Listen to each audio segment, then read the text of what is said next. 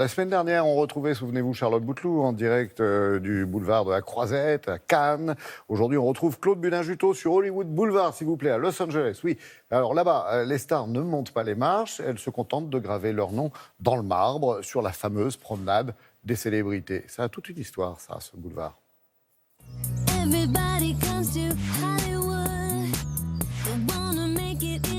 Sur Hollywood Boulevard, elles sont partout. Les étoiles de la Hollywood Walk of Fame sont devenues aussi célèbres que les célébrités dont elles affichent le nom.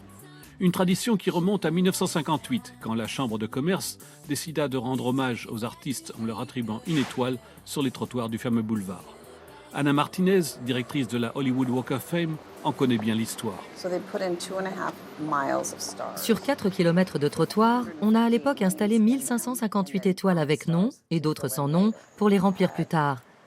Une des toutes premières étoiles a été celle de Joanne Woodward, une jeune actrice qui a seulement posé pour des photos, car les cérémonies n'ont commencé que vers la fin des années 70.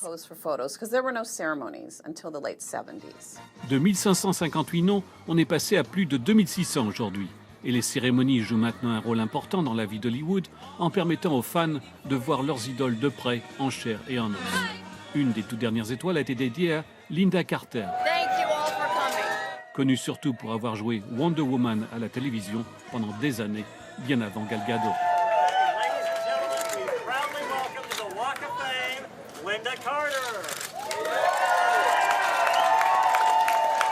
Une cérémonie qui compte beaucoup, car avoir son étoile sur Hollywood Boulevard est réservé à une élite. It is a dream of every young actor that when they come here and they see this, that they think maybe one day I will be on the Hollywood Walk of Fame. Une consécration pour les artistes qui ont de l'ancienneté, car le processus de sélection est très rigoureux.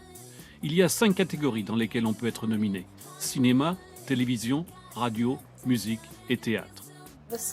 Le processus de sélection prend en compte combien de temps le candidat a été dans le business, il faut 5 ans au minimum, s'il a eu des récompenses et s'il a participé à des œuvres charitables, car il faut avoir été généreux avec la collectivité.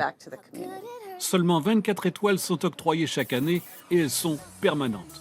Même si la célébrité se fait remarquer plus tard pour sa mauvaise conduite, comme c'est arrivé récemment pour certaines d'entre elles, elle garde son étoile. Mais cette distinction est loin d'être gratuite. Pour ce qui est des frais de parrainage, il vous en coûtera 40 000 $ si vous êtes sélectionné. Et une partie de l'argent va au Hollywood Historic Trust qui s'occupe des réparations et de l'entretien des étoiles. Et certaines étoiles nécessitent plus d'entretien que d'autres, comme par exemple celle de Donald Trump, vandalisée à 2 semaines de l'élection présidentielle par un homme armé d'une pioche, venu exprimer sa désapprobation. Une des étoiles les plus controversées en ce moment, c'est celle du président Donald Trump. Certains l'aiment, d'autres ne l'aiment pas. Ceux qui l'aiment astiquent son étoile, ceux qui le détestent l'abîment. On ne peut pas parler d'Hollywood sans mentionner l'influence française.